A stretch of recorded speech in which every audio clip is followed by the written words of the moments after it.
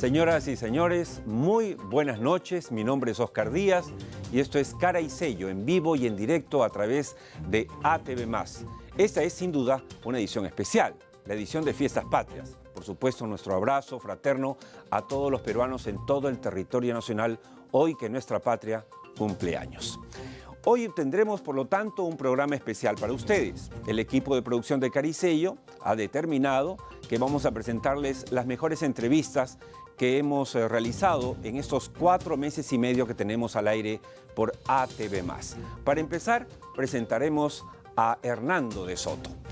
Les cuento que Hernando de Soto lo conozco desde 1983, cuando yo era un joven que tenía el programa La Revista del Momento de Radio Miraflores. Hernando no había publicado aún El Otro Sendero y menos aún El Misterio del Capital, pero ya despuntaba como un economista provocador con sus temas, la burocracia, la economía informal, que luego lo llevaron en su vida a ser asesor de 33 presidentes en diferentes partes del mundo. Allí conversamos y desde ahí mantenemos una larga relación de amistad que ha crecido en el tiempo.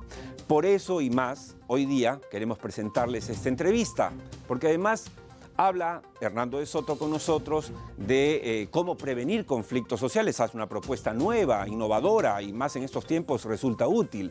También conversa con nosotros sobre lo que opina del presidente Vizcarra y su gobierno, pero el presidente que hoy día ha dado un mensaje a la nación. Así es que les recomiendo de manera especial esta conversación con uno de los economistas vivos más importantes del mundo, según palabras de Bill Clinton. Adelante con la entrevista.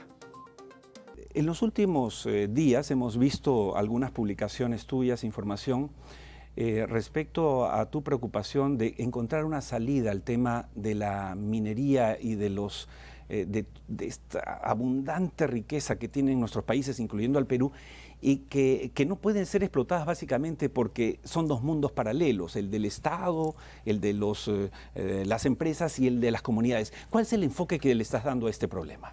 Bueno, lo que ocurre en el Perú, como la mayor parte de países del mundo, es que el subsuelo pertenece al Estado y es, por lo tanto, de interés público. Esto viene hasta tiempos del derecho romano.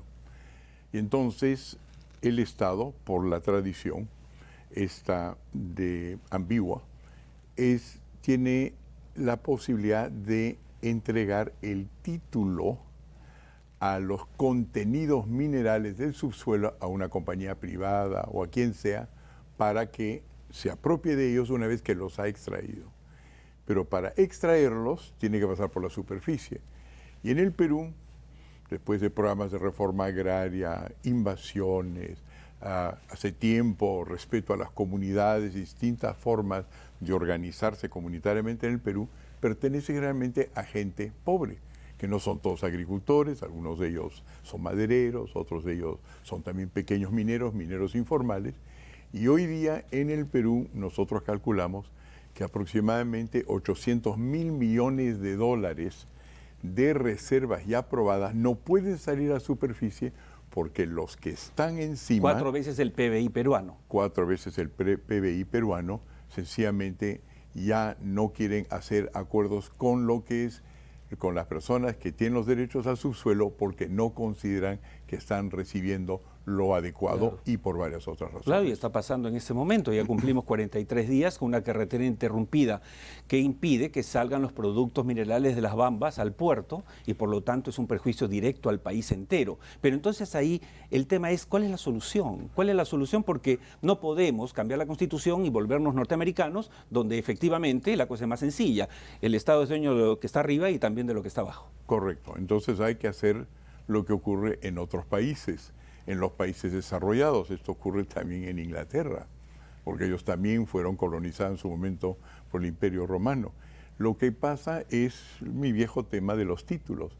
El título al subsuelo está conectado con el derecho internacional y puede salir y recoger, claro, capital. Y levantar dinero, claro, claro. Mientras que el título que le damos a los pobres en el Perú, que los llamamos títulos informales, algunos los calificamos de ilegales, pero son aquellos que funcionan en verdad, no tienen esa salida. Entonces, cuando se les compra el suelo, se les da el precio peruano en lugar de darles, claro, el precio internacional. Y eso no es culpa de la compañía minera, es sencillamente que ese es el precio.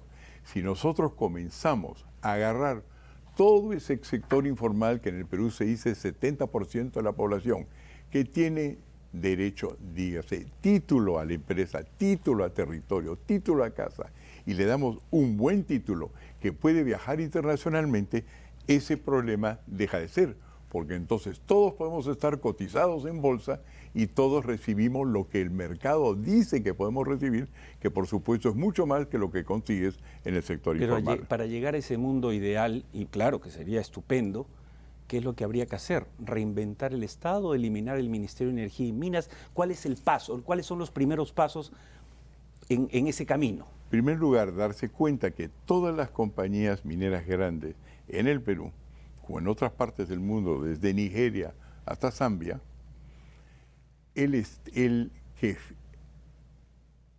es dueño del subsuelo no puede levantar financiamiento en miles de millones de dólares si es que no prueba el mercado de capitales que tiene título al subsuelo y título al suelo. Cosa que eso quiere decir que durante todo este tiempo, mientras que en el Perú hemos dicho, eso es informal y no vale, eso no es informal y no vale, y no tiene mi sello y no tiene esta verificación, en los Estados Unidos y en Europa los títulos informales sí se aceptan. Entonces lo que hay que cambiar es el derecho en el Perú, que no está al día con Wall Street, que sí presta, que sí Pero ¿a quién le toca invierte. ese cambio, Hernando? ¿A quién? ¿Quién tiene que cambiar esto? ¿El Congreso? ¿El Ejecutivo? ¿En manos de quién está este cambio? En el jefe de Estado, por la razón siguiente. En este jefe de Estado, lo que estuvieron anteriormente, porque nuestro Congreso solamente aprueba aproximadamente 300, 350 normas al año. Versus el Ejecutivo. Que produce 30.000, 106 cada día. Entonces es una decisión política. Es una decisión de decirse sí. Cuando hay problemas en Madre Dios, usted hace como hizo Humala hace algunos años, envía 1.500 tropas para ver cómo endereza la situación, o trata de ver quién verdaderamente está manejando el asunto. O se acaba de hacer ahora 2.500 tropas a Madre de Dios, como las 5.000 que se pusieron en Tía María, cuando el problema es esencialmente uno de derecho y no de fuerza pública. Hernando, nosotros nos conocemos más o menos desde el 83, cuando yo hacía el programa, la revista El Momento Rey Miraflores. Tan viejos estamos. Sí, pero bien conservados. Y recuerdo que te invité porque leí tus primeros artículos sobre los burocratosaurios en el comercio, en Caretas, y sobre la economía informal, y me pareció que era algo visionario. Han pasado 35 años. ¿Hemos avanzado en el Perú? Sí, algunas cosas hemos avanzado. En primer lugar, lo que se refiere a la vivienda urbana, la mayor parte de lo cual era totalmente informal, ahora ya no lo es. En algunos lugares se han hecho cosas. Varias empresas ahora están semiformalizadas, pero no lo suficiente como para actuar fuera del mercado internacional. Pero sigue siendo, o sea, mi pregunta iba, ¿tú sigues siendo un terco creyente en que el Perú puede avanzar? Pero que lo que tú estás haciendo puede tomar cuerpo. Pero no solamente el Perú, si soy reconocido o mi grupo es reconocido internacionalmente, es porque el resto del mundo también tiene nuestros problemas. De acuerdo, en todos los países en desarrollo y muchos países excomunistas, el mismo problema existe. Y la pelea está entre los llamados intelectuales públicos, que tratan de ver si la solución es el mercado, y el mercado requiere títulos de propiedad, porque esencialmente el mercado lo que hace es comprar y vender títulos. Cuando viene un inversionista, él no te compra un pedazo de tierra, te pide el título del pedazo de tierra, te pide el título de lo que sea. Porque cuando tú gracias compras a eso un carro, haces transacciones. Claro, cuando tú compras un carro no pides las llaves al carro, pides el título de propiedad del carro. Eso, por lo menos si eres racional, eso es lo que hace. Totalmente. Entonces, eso que parece una idea así de sencilla, no es tan fácil, porque los intereses de mantener el status quo, de seguir con la cosa conocida, son muy fuertes. Sí, claro. Y entonces lo que la gente teme es que cuando se trastoque el Estado, ¿quién va a entrar y me va a quitar lo que ya tengo? Por eso, esto es un problema no eminentemente de derecho, no un problema eminentemente de economía, es un problema eminentemente de decisión jefe de política Estado. y jefe de Estado. El jefe de Dicho Estado. esto, ¿conoces a Martín Vizcarra? Lo he conocido una vez hace algunos años, me dio muy buena Así impresión, de- dicho de paso. O sea, tienes un buen concepto de él. Por Yo lo tengo tanto, buen podrías concepto. sentarte con él y conversar y plantear estas propuestas. Pero claro que sí, pero mira, yo de frente te puedo decir que con todos los viajes que hago fuera y dentro del Perú, es obvio que los 3 últimos presidentes que hemos tenido, Humala, Kuczynski y Vizcarra es el mejor, sin lugar a dudas. Ahora, eso es por el momento, vamos a ver lo que hace. Y si, por ejemplo, en los lugares donde hay problemas mineros, en lugar de meter tropas y comienza a decir, a ver, ¿quién verdaderamente es dueño de estas concesiones? Vamos a ver si verdaderamente los comuneros que están encima, al no aceptar que la gente viene abajo, de repente tienen razón. No te olvides la cosa siguiente, cuando del momento que tú le vendes tu título de la propiedad en el suelo al que tiene la concesión en el subsuelo, entra donde a veces estamos viviendo en el siglo XVIII, Así es. XVII, XVI, entra el siglo XXI con muchachos de ojos azules, pelo amarillo, máquinas enormes y completamente cambia tu forma de vivir. Sí, claro. Entonces, si en ese momento dices, muy bien, pero eso es para lo mejor, porque ahora yo tengo una oportunidad, pero te mantienen los viejos títulos que no te dan derecho a levantar capital y tú vas a hacer empresa y tú vas a hacer minería formal, hay resistencia. Entonces, la primera cosa que hay que hacer en el Perú es igualar a los que están sobre la tierra para que se sientan iguales a los que están en el subsuelo y ahí, cuando uno tenga una empresa popular enfrentada a una empresa internacional, vamos a ver que la gente va a tener mucho más confianza. Quiero aprovechar al máximo el tiempo que estamos conversando acá. El formato del programa no nos permite estar 1 hora como me encantaría, pero quiero aprovechar al máximo por eso y hacerte unas preguntas puntuales. El Perú está creciendo al 4%, pero hay quienes creemos que podría crecer al 6-7%, haciendo algunos ajustes. ¿Tú crees eso o crees que es un sueño? Que No. deberíamos estar contentos y felices con ese 4%. Hace una semana en Toronto, hace 2 semanas, Julio Velarde, el presidente del BCR, decía que el ministro de Economía de México daría un riñón para crecer el 4%, como lo hace Perú. Sí, no estamos mal, pero mal de muchos consuelo de tontos, ¿no? Es decir, el Perú, con todos los recursos que tiene, hablando de minería, reservas probadas, que significa que tú ya puedes sacarlas en este momento y cuando las sacas echas a andar tantas cosas y es un gran recurso nacional, y es el gran recurso nacional, claro que podría crecer a mucho más del 4%, pero no se olvides también la cosa siguiente, del momento que tú empoderas para hacer negocios a gran escala y conseguir capital a las personas que también están sobre el suelo, encima del yacimiento minero, lo estás haciendo también para los agricultores. El agricultor que está trabajando a pequeña escala, del momento que lo empoderas a él, también comienza a trabajar en gran escala. Como lo dicen muchos economistas, la productividad es cuestión de trabajar a gran escala. Y esa depende muchísimo si el papel que tú tienes para crear confianza.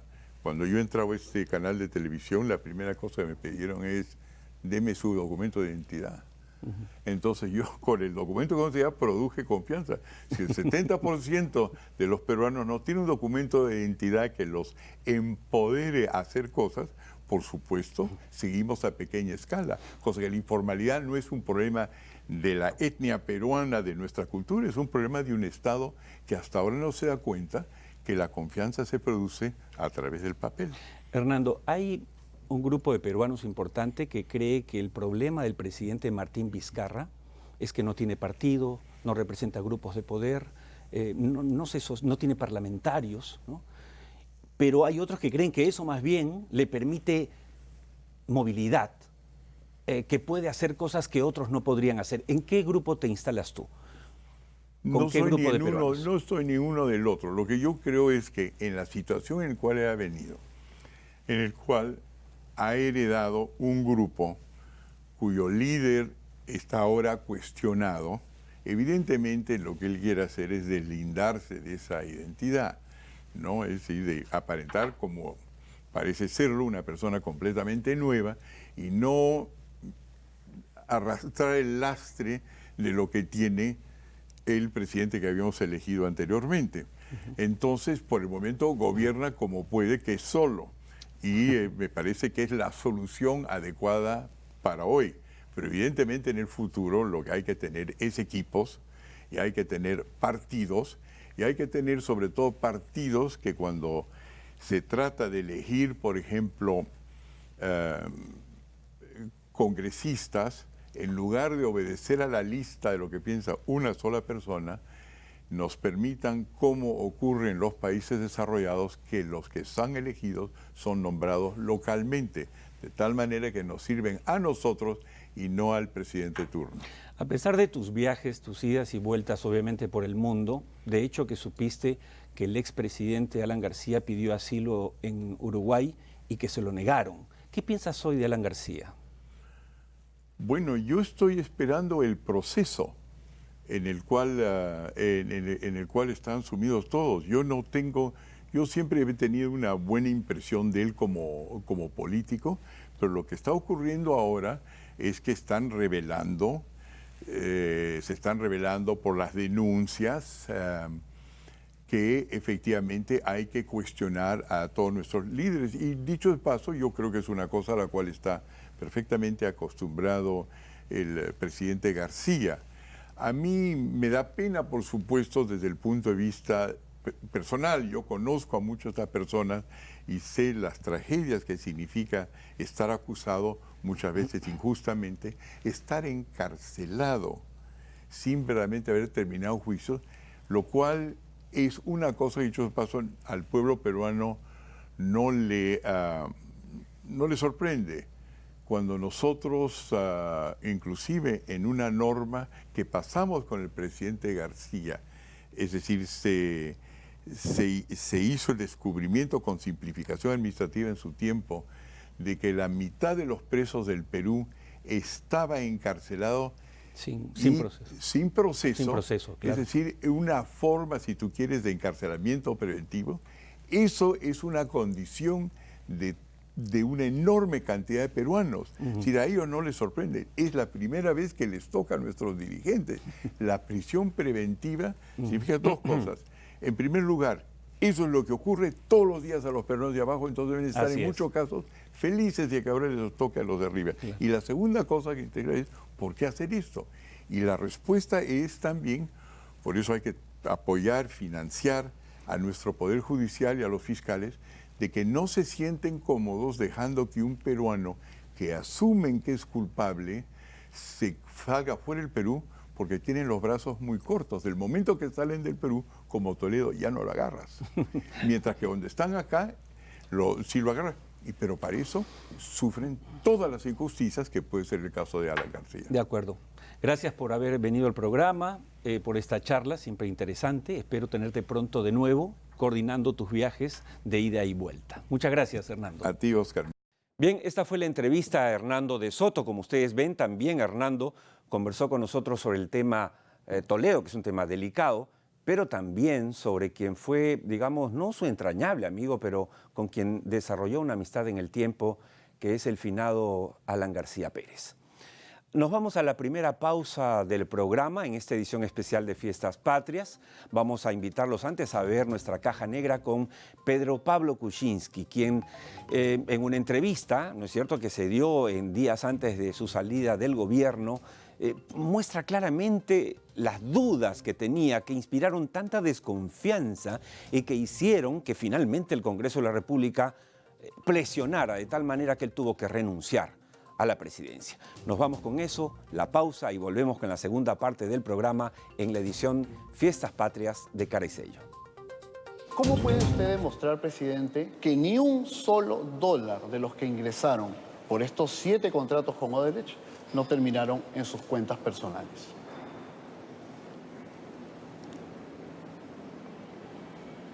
Esas cifras que envió la Comisión Lavajato a los medios no muestran 7 contratos, pero Yo no he firmado ningún contrato de Westfield con Odebrecht.